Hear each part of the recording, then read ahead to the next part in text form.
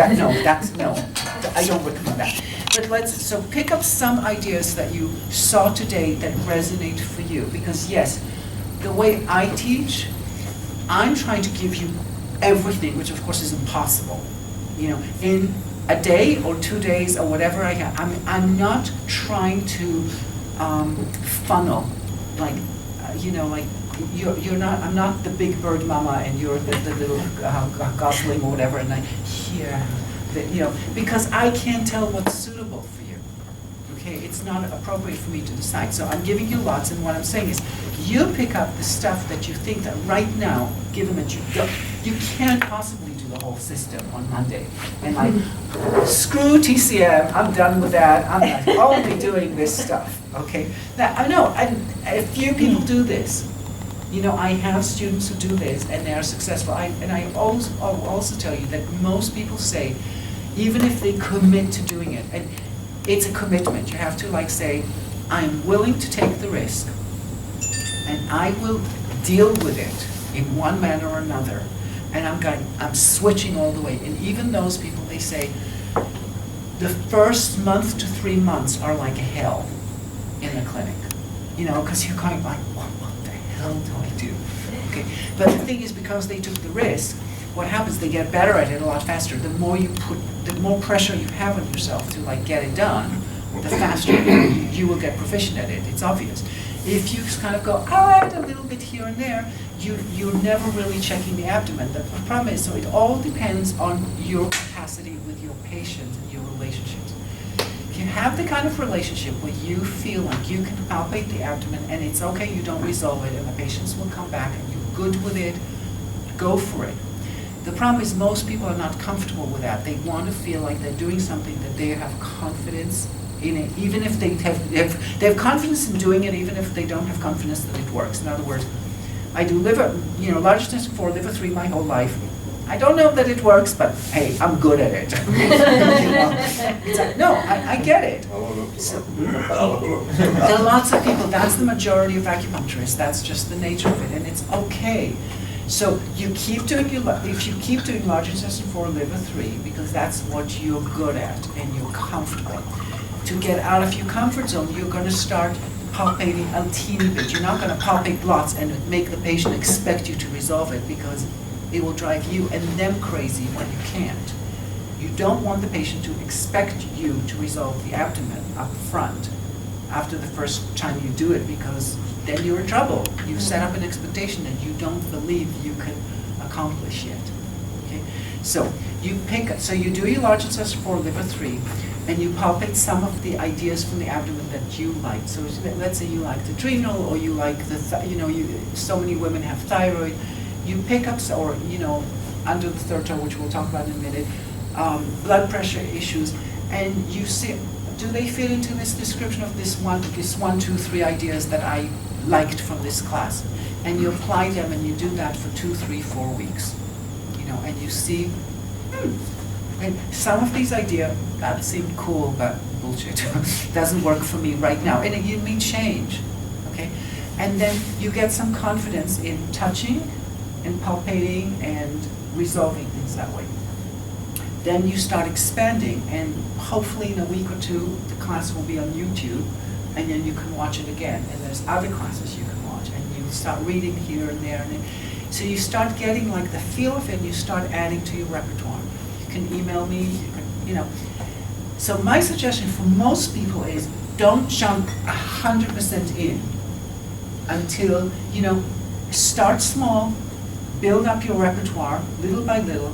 So usually people like the immune point. They really like immune point. They like stomach chi partially because it's a substitute for stomach 36 kind of thing. So they like the connotation that it has, even though it's not for us the same connotation. But and some people say stomach chi is not very powerful for them. Some people say it is.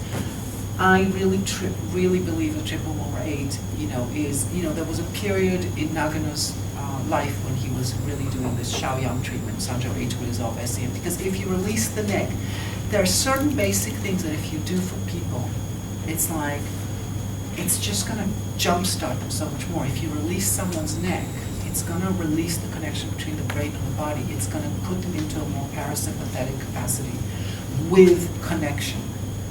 Okay, so you can't go wrong there, basically.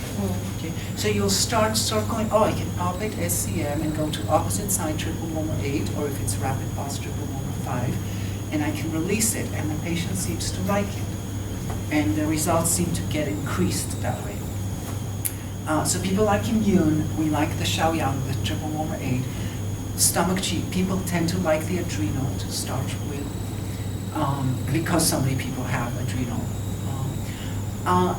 The mushu is a relatively new phenomenon, but since so many people have red 9 pulse, you may want to look into using mushu, for example, even though it does not resolve the red 9 pulse totally. And you may want to look into under the third toe as some of the things that you really want to pick up and start playing with.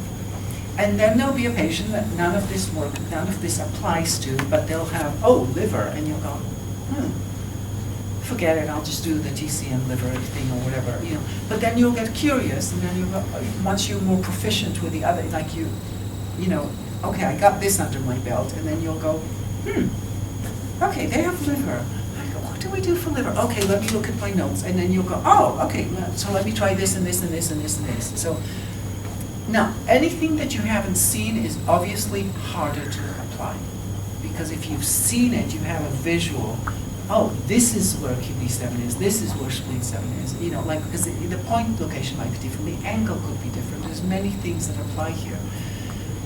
So little by little, so most people tell, you know, I know that people, if they really use the style, within 6 months to 9 months is like really the average person, not the geniuses, you know, they all report that they can do this. Now, it doesn't mean, look, I get stumped by patients also. Everybody, Kiiko does too, everybody does. You know, like patients come in and you go, what do I do with this? You make it up. It happens in TCM too, right? It's like the patient comes in and the thing in TCM is like, what do I do? Large So we have a little bit more, no, I mean, you know, whereas here, it kind of feels like you can't cheat that way because you're supposed to read. And I want to explain to you that resolving the abdomen is not the end all. Actually, can I have someone on the table really quickly? Anyone? Thank you. I want to explain to you that resolving the abdomen is not really your goal in a strange way. It looks like it. Okay? Your aim is really to treat the root. You're using the abdomen as a way to assess whether you're doing it or not. Okay? So, I just want to find a few things. Okay. So, this is just so these are my fingers, right? Feels okay? So if anything does not feel like this, let me know. Stomach, yes, you have something here. Okay, so she has a kidso. And she probably has, I can feel a pulse already there. It's almost everyone, no, not almost everyone we had on the table had red 9 pulse. So you see how common this is in a society that does not feel secure and safe. Okay, so you can see how this red 9 really does relate to. How about here? A bit uncomfortable. Okay. So, kids, but this is stronger, isn't it? Okay, it feels tighter. That's okay. And digestion, we'll call it. Okay. Adrenal. A little bit. Adrenal on the right side. Yeah. Yes. Okay. And red 9. A little bit. A little bit. Okay. 12. Yes. And okay. So we have oketsu, adrenal on the right more, and digestion, and 12. Okay. Right, for right now it's enough. I'm assuming you may have any pain here? No, okay. Because that's already not abdomen. Now, excuse me, this is a little bit rude. Bend your knees. It's going to get ruder, so you don't do this with patients. It's a demonstration. Okay, we're going to take your knees to your chest. I'm going to take them. Okay. You just relax. Put your knees on my shoulders. No, this is good. Okay. And relax. Oh, sorry. I got back here. Oh, wait, which one? This one. Okay, sorry. Just take a deep breath and out. Deep breath and out. Good. All I did was stretch out her mesentery. Relax, relax, relax. Don't hold your legs. Yeah, it's hard for you to not hold your legs, right? Okay. Oketsu. Digestion. A little, but less. Yeah. Okay. Adrenal on the right. Gone. I mean, from your... Bad, yeah. Okay. Yeah, I mean, my point is, you can make the how did you know that? Would that work with everybody with those things, or is that just with? It's not because of these things. It has nothing. I told you don't do this with patients. Yeah. Hold on. And REN 12. Still there. Still there. Okay, so that's one. It will work better for the lower abdomen. Why? Because as you bring the knees in, you're stretching out more on the lower part. All I did was I took the fascia and stretched it. Okay, and therefore the reflection on the fascia is no longer so obvious. It doesn't mean it doesn't come back. All I'm trying to say is, I have another trick, except it will take an hour to show you. Okay, and we need a heat lamp.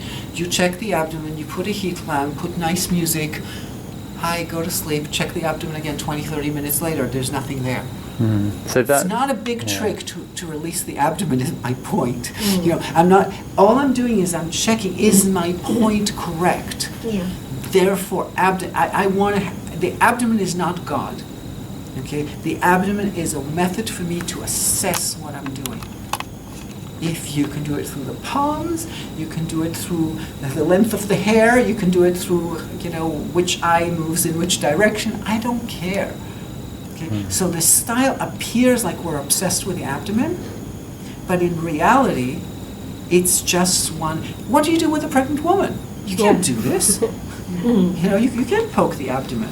So it's not important. You poke what you can. Then you don't even have to poke. If you have what. You want a muscle test, you muscle test. It's not my thing. Okay, but some people will muscle test, So the style is really about, it's actually very similar to the muscle testing kind of people that were checking everything we're doing. That's the hallmark for me of the style. This is the technique. We have maps of the abdomen, we have ideas of what to do, and the ideas will sometimes be wrong. So for example, with Fern, I started with one idea and I proved myself that I was wrong. And you just accept it and you move on. It's not like, I was wrong, how awful. It's like, big deal, okay, move on to the next idea. Okay? Thank you.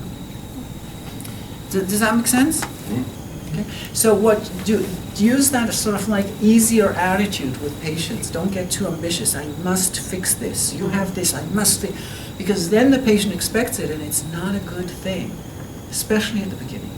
Because he puts so much pressure on you, and then you're going to give up because, like, oh my God, it's like the patient wants me to clear the whole abdomen, and I don't know how to do it. And when the patient resents me, I resent being in this position. It's that you are in a very vulnerable position. Before you know you're stretching their leg from the table. Just understand that. This is not like you can take the pulse and tell them that they're better.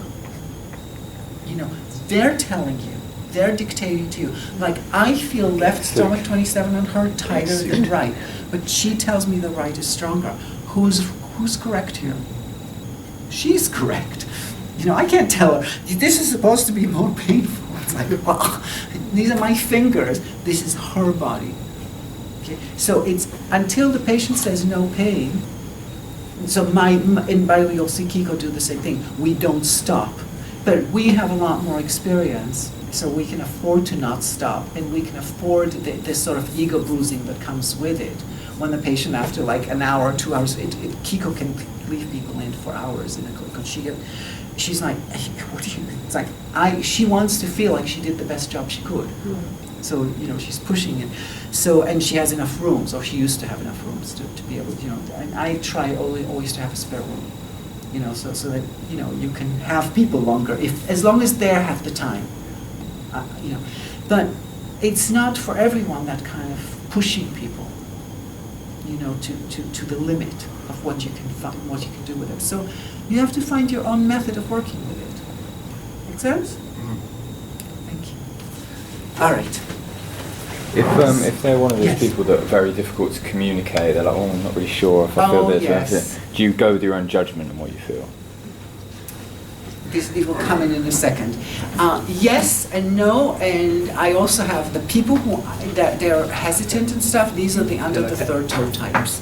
For me, Yeah. okay, it doesn't mean every single. It may not work for you, But for me, when someone says, okay, a typical one of those is like, I'm not sure, I don't know, and then when they decide that they do know, they go and you press on something, say, oh, yeah, better. And then you try it again and again. Or you needle it. And Sounds they like go, you're talking about me. Well, you happen to be one of them, but it's a perfectly standard kind of patient that does this. It's not like you're uniquely You under the thread, so were you? So Yeah. those kinds of people, what I do is I go, okay, you're raising my blood pressure. I don't have the strength for this. And I stick under the throat, which didn't work for her anyway. It's like, no, but then I stabilized her lower dantian with mushu. So then it started being a little, So you just have to go, what am I going to do to make this better? And then you also I have to work on myself personally, in the sense that I have to go, okay, this is a person that isn't able to communicate in the way I would like them. I mean, it's a little bit unfair. I was a dancer, okay? I'm a yogi. I have tons of education in connecting to my body.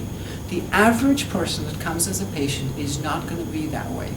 And by the way, the disadvantage of someone like me, every so often I get a person like me on the table, it's like, oh my God, get away from me. Because no, it's, when I twist my thing like this and fuck. It's like, you just let me do my job. It's like, don't tell me, how to, I mean, I have one massage therapist that, can you get the heel of your hand off my belly? It's like, what the hell?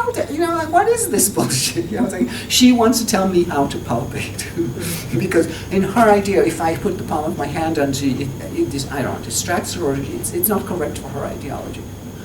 So, you sometimes have to just like create a space in yourself. Let them be who they are. And work with, they're not coming to me for me to dictate to them their lives. I'm here to accommodate them, not the other way around. So it's important, for me specifically, because I'm a pusher. Kind of, okay, like, so they can't respond. It's not the end of the world. Can you just explain again how the point under the third toe helps with that? We're gonna do that in a second. So let's talk about autonomic nervous system. Because it is a big subject, and it's one that you need a lot. So in our culture, when the nervous system gets fried, okay, what happens is the person, those kind of people, sometimes they can't respond. So it's not just person who can't respond, but often so there is no clear signs on the body that you could say this is the reflex of autonomic nervous system. It's not like adrenal. You could say 4 o'clock, 8 o'clock. In the autonomic nervous system, yes, you have some reflexes that might be it. So some of them, these are options. The SCM, because it compresses on the vagus nerve. Now you know that this whole SCM vagus nerve is a huge deal nowadays in medicine. You have a whole bunch of people who are doing like these ujjayi breathing sort of situation. You're breathing so you can hear your own breath between your ears. So you constrict. I wouldn't call it constricting the vocal cords. It's more like if you take your nostrils in your mind's eye and put it at the top of your throat, and breathe as if you're breathing from the top of the throat, that it's the throat that's breathing. And you should hear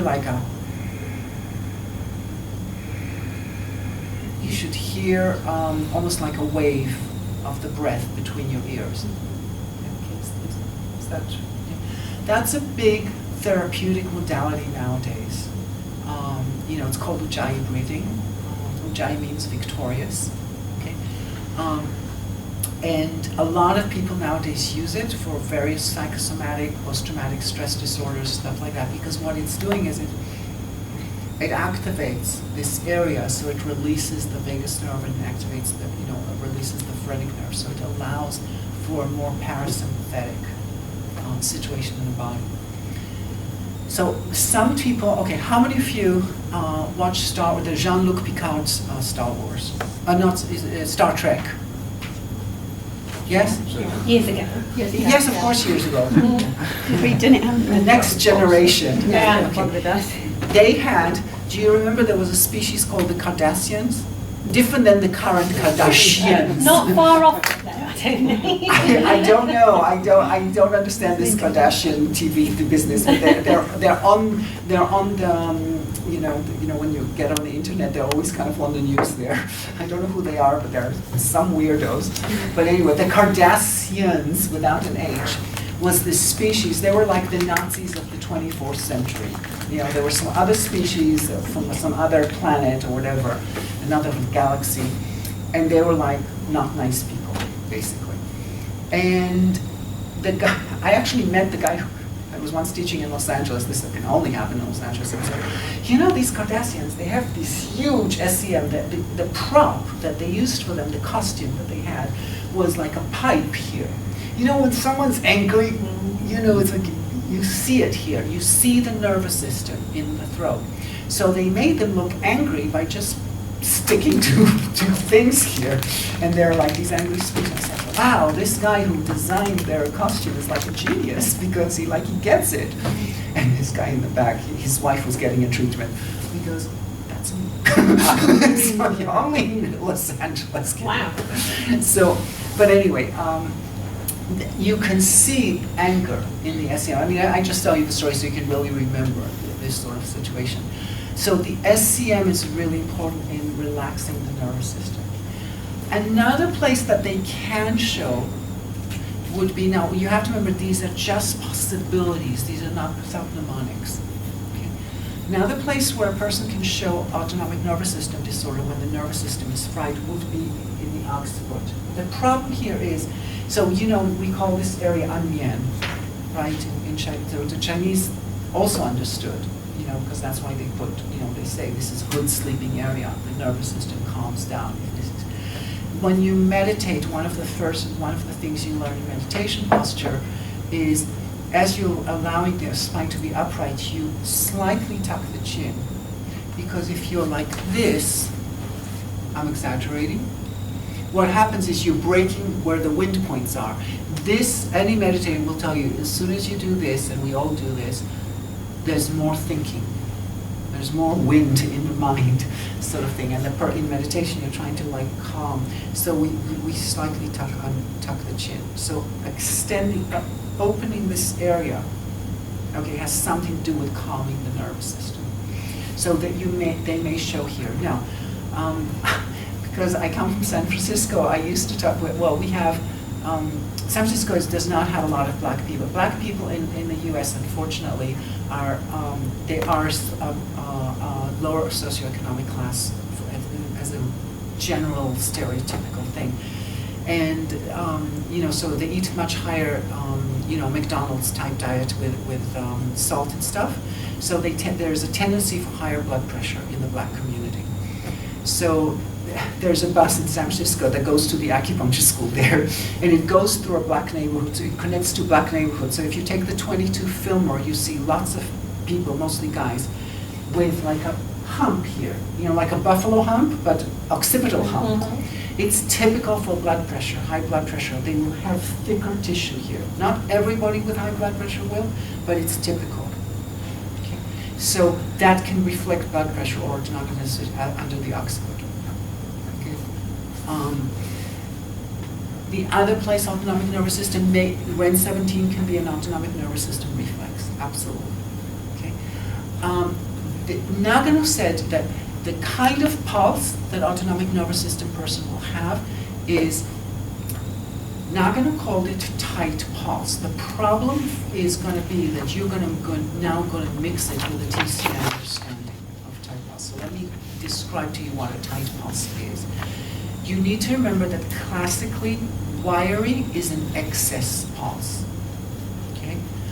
This is not an excess pulse, that's why it's called tight. But as TCM people, you will probably say something like thin, wiry, okay? But if it's thin, it can't be wiry, okay? Because classically, wiry is an excess pulse, but you will say it has a to it. Now, The big deal about this pulse is when you press it, and my understanding is now going to say when you press on it, it disappears. Empty. No, not all, but no, empty is a different story. But hold on. So at the top it feels like thin and if you press down, Nagano claimed disappeared. I'm going to tell you changes quality and widens, so more like empty or hollow maybe at the bottom. So it's like two different qualities. There's one quality on the top. That's the other thing about pulse diagnosis. People can have more than one quality in a pulse depending on the level you're pressing.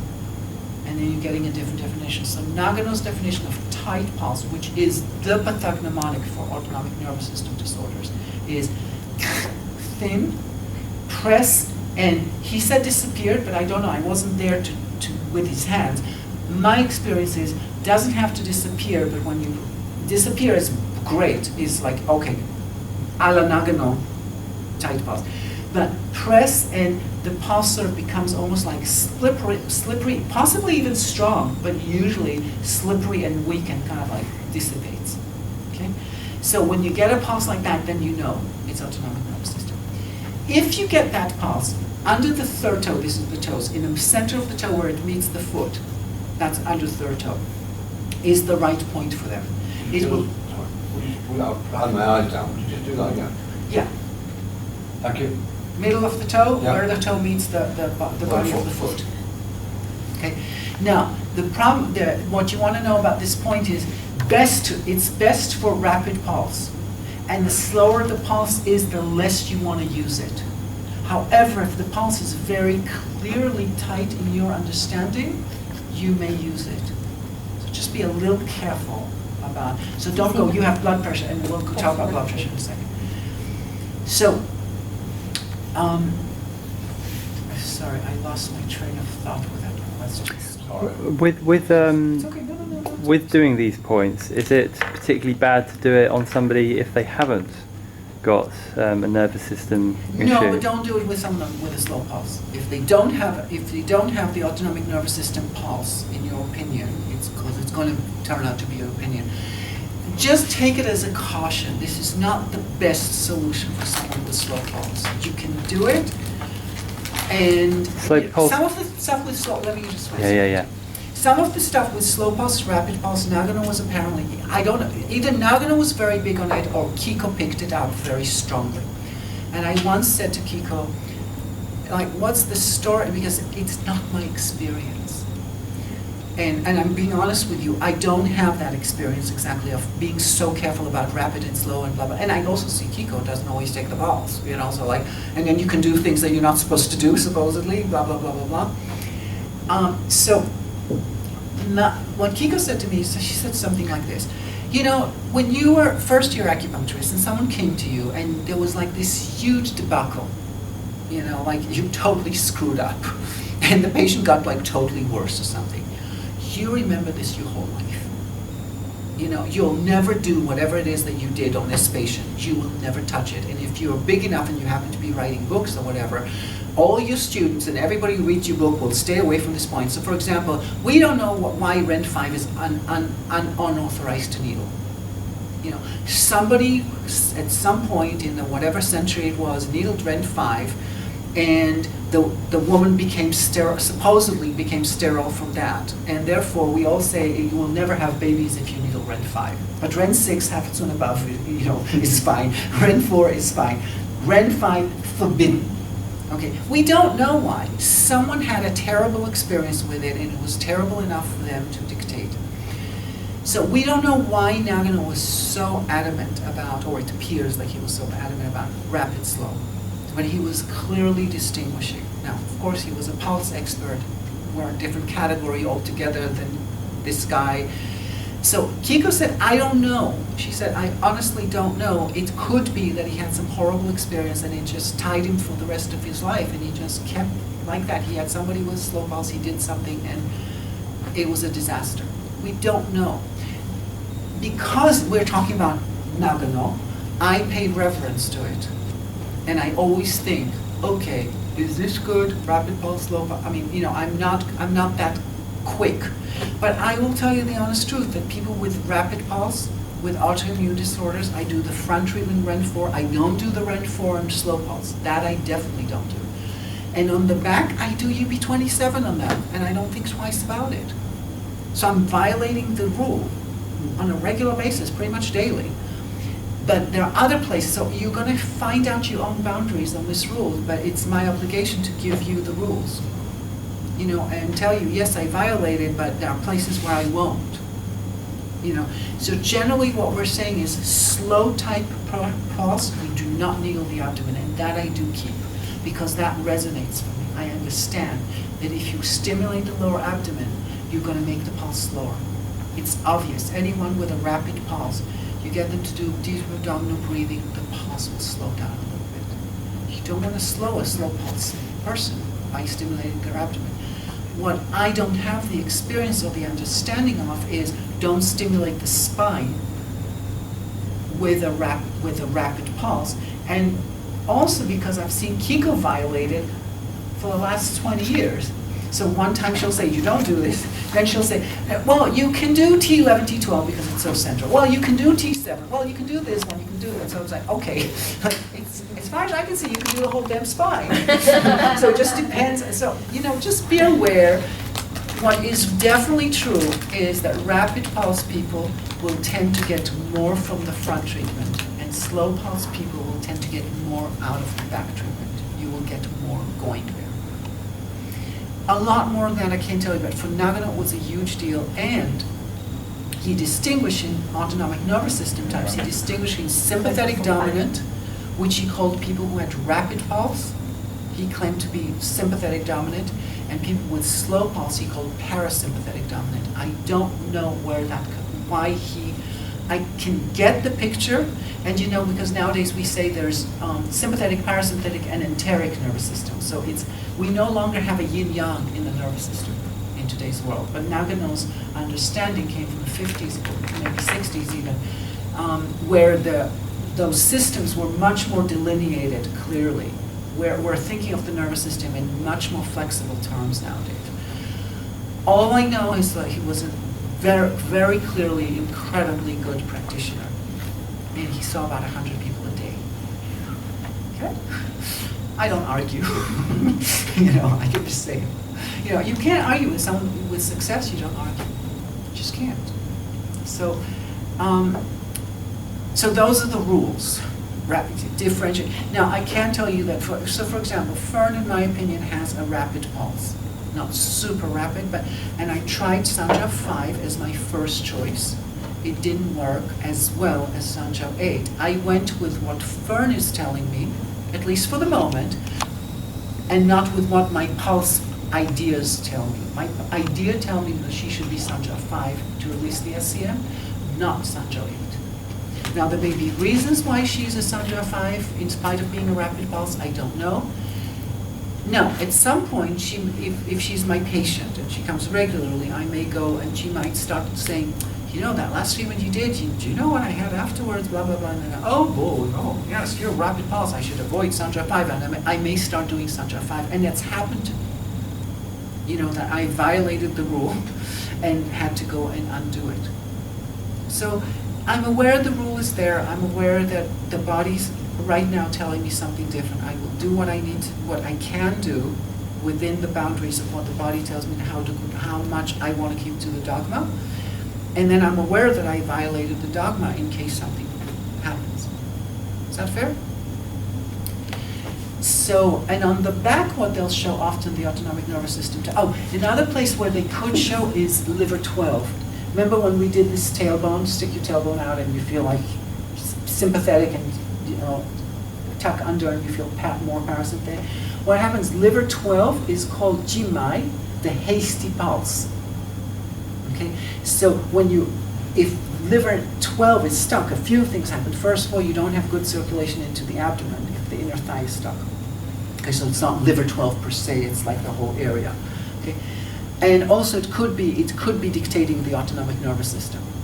Okay, so releasing liver 12 and possibly even needling it could be very important. Now, so what you do with liver 12, now it's also important, I'm sorry, I'm jumping subjects for a second. Circulation by Western medicine, as far as I understand it, goes like this. The blood goes from the heart. Now we're going to talk about the legs only, of course, because that's kind of what matters here. Goes from the heart, the aorta goes down, goes into the legs, come back through the venous return. Now we're talking veins. Goes into the abdomen, picks up the blood goes through the small intestine into the portal vein. Okay, so the blood that nourishes the abdomen is veins that came from the legs. Picks up the food in the small intestine, moves to the liver to get detoxified. Now what we have is fresh food, quote unquote, goes up into the lungs to get rid of the CO2 and pick up the oxygen. Now we have blood with both fresh energy, food-wise, and oxygen-wise. Goes to the heart, nourishes the heart, gets pumped back down to the legs, etc.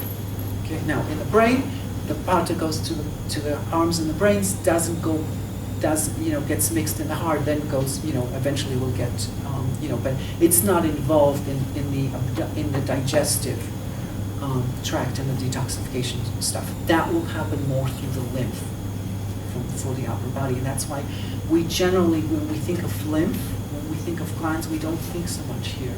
We think more here, which is kind of absurd because most of it is actually here. So it's interesting, like our concepts, but the lymph play a much bigger role in the upper body. When we're looking externally at circulation. Okay. Now, therefore, if you have blockages in the inner thigh, your abdomen is going to show it because the abdomen is not being nourished well enough. So one of the things to check, for example, for gynecological things, amenorrhea, for example, especially, is make sure the inner thigh is released. And if it isn't, you want to fix it. And then again, with autonomic, with nervous system disorders, they may show it on liver 12. That is a possible reflex. Now, when I say liver 12, it can be more on the kidney channel, it can be more on the liver channel, more on the spleen channel. So according to which channel it is, release it with. If it's liver, do liver 4. If it's kidney, usually kidney 7 does a good job, and if it's spleen, usually spleen 9 does a good job. So releasing the inner thigh is very important for people who you feel have an autonomic. Kidney 7, liver 4, or spleen 9 are the points. But it could be other points as well. So, then you can needle the inner thigh towards the body. Okay.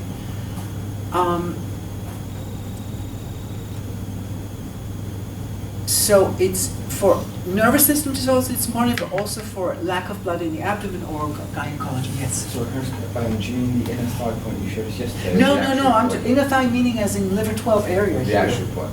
This is this. No, this is inner yin. Inner yin. Okay. Which is on the inner thigh, but the upper inner thigh. Okay. So, okay. Now, let's talk about blood pressure. Oh, on the back with autonomic nervous system, these people will tend to show anywhere between T2 and T7 or T9. We also have something that's called the autonomic nervous system, autonomic nervous shoe, or asthma shoe, or insomnia shoe. It's all the same point. You'll hear the different phrases.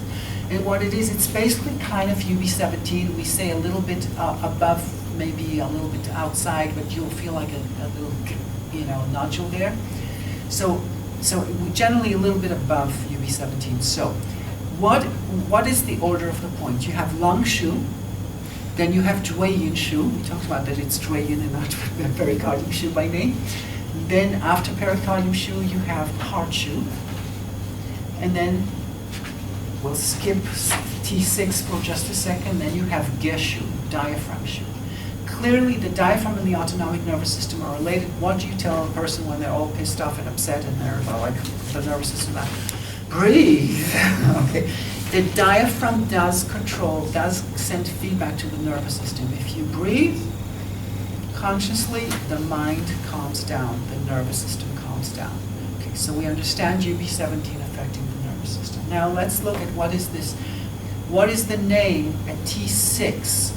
Between the heart shu and the diaphragm shu, what is the name? Anybody know? Du shu. So good. What does du mean? No, it's It's good. I don't want to get Into trouble. into trouble, but I'll say it anyway, is that the do meridian, do not. Lovely, that's what most people believe. Okay, so, no, it's good, it's good. So, have you ever seen somebody needle do 16 because you have back pain? Okay, so clearly that's not the right, that's not, it's not going to serve us to think that. Now, of course it's true. So, the character for do has a number of different explanations. It's basically an eye overseeing, that's why the do is the governor, they oversee. Overseeing the picking of the beams. There's another way to interpret it, which Kiiko likes, is that it's the beam, there is an eye still there though, down the legs, but it's the beam and the stalk that moves upwards, therefore do has something to do with being young, moving up towards the young. Okay. So regardless, my own understanding of the character do, and you can really understand characters different ways, everyone can interpret them differently, is this is the eye supervising the work of picking up the beams. That means supervisor or governor. Now, you're in England, so you should totally get that part. Yeah, it's also called governorship. Hmm? It's also called governorship. Well, because it's do and governor. Yeah. Same. You speak Chinese, governor, and I speak English. it's the same word, basically. I'm just explaining what the character do is. Now, so let's look a little bit more about, well, who is this governor? What does it mean, supervisory or governor? If you are, now we have to go back 120 years, something like that to understand, but your ancestors, so you can relate. If I'm Queen Victoria, okay, and I want to send someone to India to be the governor of India. Send birth. Yeah, no, absolutely not. She'll just stay there and have fun. Queen Victoria wants someone to pillage the country and bring all the stuff to the Albert and Victoria Museum. It's like, so poor Victoria. No. So, what kind of person do you pick for that job, to be a governor? And think, you pick up, I pick up one of my cousins, who is ambitious enough, but not too ambitious, so they're not going to take away from me. I am the queen. I am the emperor. I am going to have someone else do the work, and they're loyal to me. It has to be a cousin. If your cousin is the queen, you can go to India. It has to be close and loyal, and under my thumb, basically. But when they're in India, they look like they're in control. So you give them total reign on the one hand, they have absolute reign, they're governing, but they're still under the control of someone else. That's what governor literally means. Okay? Someone's overseeing, including the governor. Okay? We have two systems in the body that are governors. Care to make a guess? Come on, Nick. Get with the program. Okay. Yeah, go. What was it, the heart? The heart is the emperor. The heart Oh, mind is the sorry, emperor. You Queen were thinking Victoria. of the emperor. That's what I thought you were at. Yeah. Right, fine. I am Victoria. Oh, cool. You can be the governor, but I am the queen. And liver. Why? Because Don't think. liver- Okay, wait. Oh, Okay, TCM, I'm giving Don't you- think. Yeah. oh, Don't sorry. think Chinese. Think totally Western. Right. Who is the governor? Who is the emperor? Who is the ultimate controller in the body in a Western Brain. understanding? The brain, right? Who works under the brain? Nervous system. Nervous, exactly. So one of them, the do is the nervous system, which of course makes sense because the nervous system comes out of the spine. So you have one. There's one other system though. Meridian. Yeah, exactly.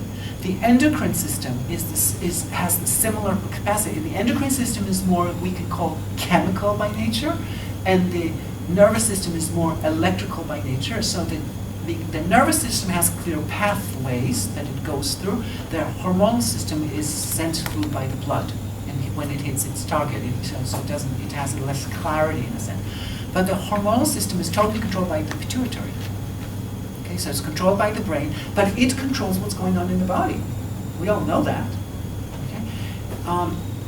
So when we say do shu, I don't have the experience that it's a great point for hormonal, but it is a great point for things like insomnia. Asthma is ultimately a nervous system disorder because when the alveoli expand, there's no capacity, the nerve is just not willing to give the message to like drop that expansion and come back to a regular capacity so you can breathe in again. So that's we call autonomic nervous system shu, okay, or insomnia shu or asthma shu. And then do2, we saw yesterday, is a big autonomic nervous system disorder point. Okay? I tend to check do2 against UB42, 43, 44 on the left side to know that I'm in the best spot for it. Okay? And then you have, we saw yesterday also the insomnia shu, the insomnia point in the middle of the heel, which we say releases endorphin. So what happens is people go through, and then we'll do blood pressure as well. People go through this weird phenomenon that okay. Have you ever heard of something called Sudex dystrophy or reflex sympathetic dystrophy? No. Okay. What? I do this. I bang my elbow. I get some pain. It goes away. It will not go away, but it's not a serious injury. And then a few days later, it's like if I touch, I'm like, ugh. You know, the nervous system went berserk. Okay. That's like your kind of more extreme nervous system disorder. You know, they can't put a shirt on kind of situation, okay? So the nervous system's just fried. It's overfiring, okay? Or it's stopping to fire. That would be the other. So my differentiator between sympathetic and parasympathetic, parasympathetic can't be a bad thing. So what I'm parasympathetic bad would be no firing, okay, numbness sort of thing. So in RSD, which I believe nowadays is called chronic regional pain, they've changed the definition of the words, but you know, it really doesn't matter. The nervous system is fried in the area. Some people have nervous systems that are fried systemically. What's going to happen here is that it's going to affect every system in the body. So you've got to fix the nerve, I don't know, fix, but you've got to tap, you've got to give some space to the nervous system so that the rest of the organs can start functioning. Now, you can see that if my nervous system is over-revved up, it's not going to take long before my adrenals are going to go, because there's a clear connection between adrenals and nervous system. Now, you can also see that if I'm over-activating my adrenals, which is usually through the nervous system also, you know, the type A person kind of thing, if the adrenals are shot, now the nervous system is going to try and compensate and get revved up. Now, let's take it a step further into immune, so the three systems are correlated. If I'm chronically ill, I always have sore throat, I always have swollen glands, something like that, or for many, many years as a child, I had, you know, ear infections, whatever. It's going to call up on the adrenals, and it's going to mess up with the nervous system. So this is not like Shanghan Long, meaning it goes from immune, from the outside, from the immune to the adrenal to the nervous system. That's only one path it can take. It can go from the nervous system to the adrenals to the immune. It can go from the nervous system to the immune. It can go from the adrenal to the nervous system to the, all three of them are going to move from one to the other. When you find one, there's a high possibility you'll find the other two or one of the other two. Okay? So correlate them. Now I'll give you one other correlation, is thyroid. So now, if you're looking for what do I want to really learn in this class besides 5 points in Sanjo 8 and Gallbladder 26, this idea that once you find immune, or once you find adrenal, or once you find nervous system, once you find thyroid, all of them might relate. That's going to be very helpful for you because it will give you connections that you wouldn't have otherwise. And it will give you the connection that might tell you which one is going to be the big root for solving the abdomen, solving the neck, solving, you know, like who is going to be the big domino that's going to knock everybody down. One of these four, for a large percentage of patients, is going to do it, or a combination of the two. Yeah. Can you just list the four again, please? Immune, Yeah. which we said, you know, reflects on right stomach 27 or on Sanjar 16, and we resolve with the immune point. Adrenal, which shows 4 o'clock, 8 o'clock, just under kidney 16, which we resolve with originally kidney 6 plus 27, but any kidney below the knee. Oh, the temperature? By the clock, to the right of the clock. Is everyone all right if I turn up? Is that cold air? You can turn it, oh, you know what might have happened, sorry. Right. This feels a bit cold. Would you throw us a coffee? No, we can do it. So,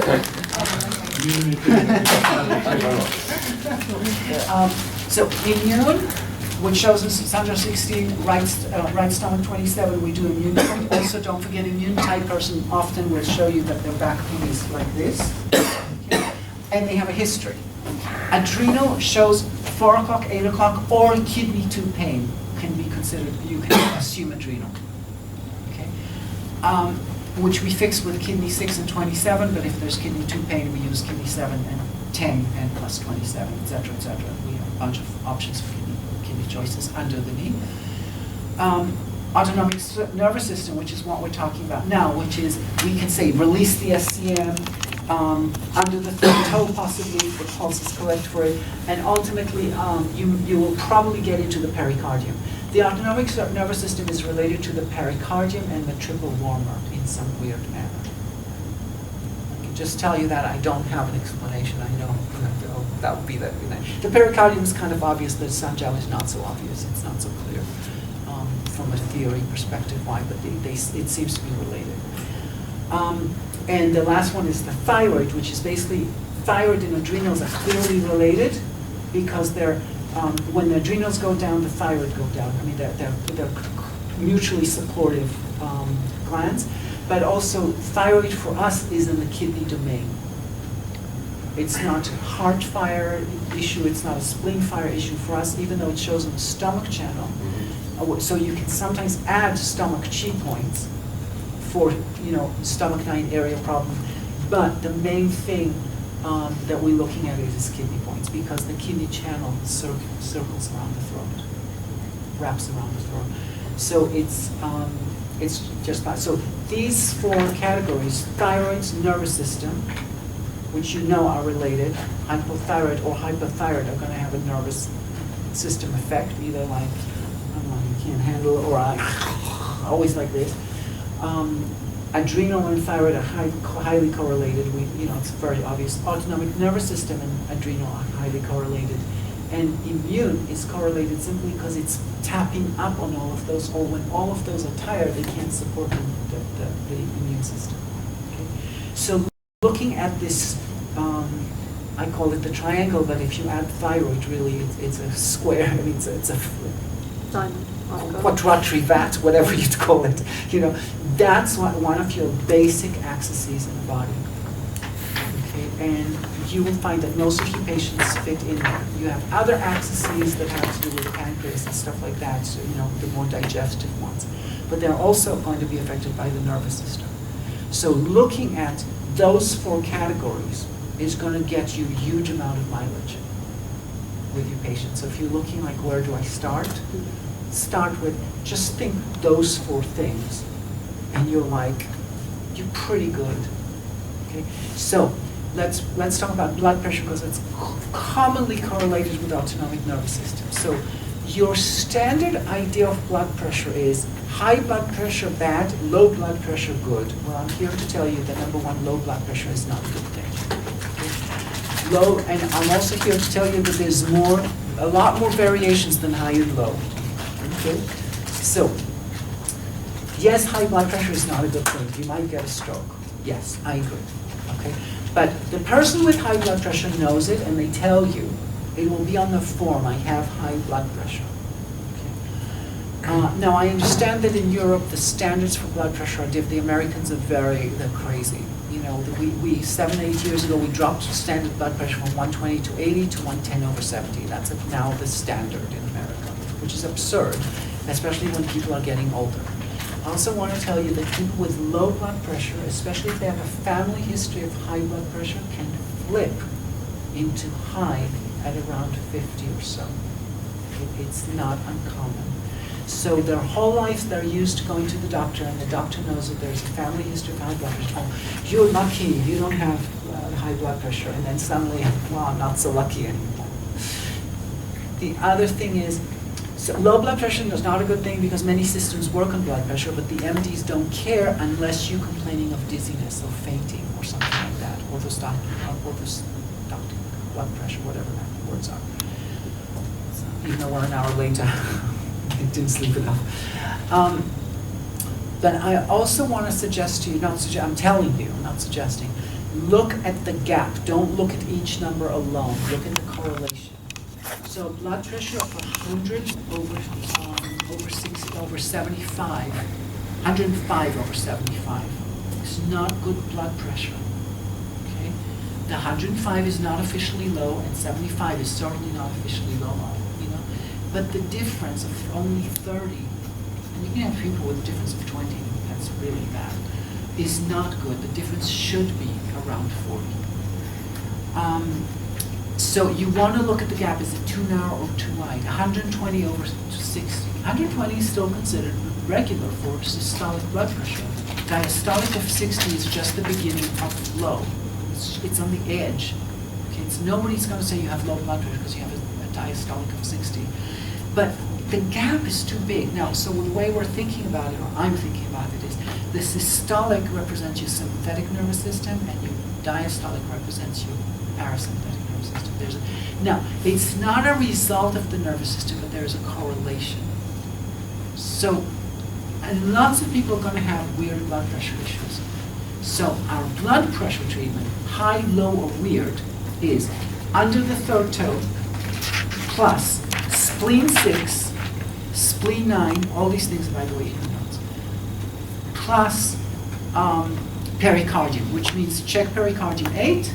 If it's painful, do pericardium 3 and 5. If it's not painful, do either 4 or 6. I say check for, if you want to know which one is 4, it's 4 or 6. Kiiko tend to nowadays say 6. I still prefer 4 for the most part. I'm saying check which one you want to do against something in the neck. I don't care where in the neck. Okay, that will tell you, or against the abdomen, of course. If you have findings in the abdomen, you can go against still. Because pericardium we tend to do at the very end, as much as possible. Would you not use pericardium? It says here, if pericardium 8 is not painful, use pericardium 8 or 4. Yeah, that's the old style. Okay. Yeah, no. And the old style, sorry, I talked about it yesterday. The old style is, sorry. if pericardium 8 is, they like the pressure there. Yeah. You can needle pericardium 8, but since most people say no, thank you, then that's where, you do 4 anyway. Okay. All right, but I'm saying it's either 4 or 8 or 6. If pericardium 8 is not painful, don't care if they like it or not like it anymore. I just check between 4 and 6 at that point, and I check it against the neck. So that's the blood pressure treatment. Also, have you ever seen a person that they say, I used to sweat like hell under my armpits, and they did a sympathectomy here, okay?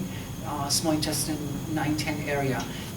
There's a plexus, a sympathetic plexus there. So when they're on their back, for one thing, high blood pressure, you need to do this thing of, you need to open up the major joints, the shoulders and the hips. So on the back, this shiatsu stretch that you do this.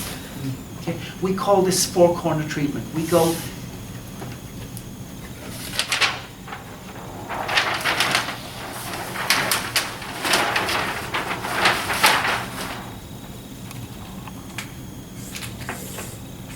That's the buttocks. Yeah, I don't draw very well. We go small intestine 9-10 area, needle it outwards, and there's Yaoyan, the lumbar eye level. It's in the crest. There's like a little dip. We needle out and down, so we're like stretching the person out. So you do that specifically for high blood pressure. You want to open up the major joints because you don't want any stuckness in the joint. That will just increase the pressure. It's just like you making the pipe smaller, the pressure is going to increase, sort of thing. For low blood pressure, we still needle small intestine 9-10 outwards because that's kind of like getting, it's like you're hitting on this sympathetic plexus. Okay, so you're calming it down. So that's more to affect the nervous system. Yeah, but this treatment is also good for spinal problems. We call it four corners. Okay, so if you study, for example, with David Euler, that's one of his favorite treatments. This is Kiiko's ex-husband, it's David Euler. So depending on who you studied with, you know, that was, it's never been a big deal for me, this four corner as a structural thing. But, you know, you'll see a lot of people in the Kiiko style talk about four corners, like, you know, just like magic thyroid. Four corners, doesn't it sound great? You know, it's like, you want to use four corners. You know, one of David's Moxa girls was a patient of mine, and she kept saying, I want to have four corners. Okay, give you four corners. It's like a child there. I want this candy. So, you know, it's a popular term, but specific for blood pressure, yes, and sometimes, yes. Now, so for example, if somebody has lung issues and they show in between here, what I can do is wherever they have weird, gummy, painful, I just draw a line down to the iliac crest, and I needle the iliac crest down to release the pressure up here. Where do you needle on that line? Wherever, okay, this is their spine. And say they have something here. Okay, because with lungs, you know, they'll often have. What I do is I drop a line down to the iliac crest, and so it could be on the Yao Yan, it could be anywhere on the crest, and I needle the crest down to resolve this. And by the way, small intestine 9-10 also it will resolve the rhomboids. But the best for rhomboids nowadays, we say take the trochanter bone and in front of it. That will open up the shoulders better, the rhomboids better. But we do use those. So again, you see how this tissue on the iliac crest is related to immunity, related to lungs. Remember, you have pain across the iliac crest, it's related. And this is the scapular spine here. Under the scapular spine, which is similar to this tissue here, they reflect each other. These are both immune-related tissues. Okay. Just like the adhesion of the muscle to the bone here. So could you just repeat, you said that to open the rhomboids, you said open. To open the rhomboids, the four corners will do a good job. However, with four corners here, you're not going to take a regular four corners. You're going to drop down from the rhomboid where there's the pressure pain. You're going to take a line to go straight down to the iliac crest, and that's that area rather than Yao Yan. But the best point for rhomboids is take the trochanter, go in front of the trochanter, and needle it. Okay. And it's going to be 3 or 4 points there. It's not particularly 1 point, but above or in front of the trochanter. And just to confirm where that line is, the line you've drawn is the bone? The blue line? Yeah. Yeah, that's the iliac crest, the posterior superior iliac crest. So just sort of above that or below it? It's above. You're going from above and you're needling into it. I'll show you in a second. This is our 10 o'clock. This is our 10 o'clock. Excellent. Oh, and they're late, my goodness. Okay.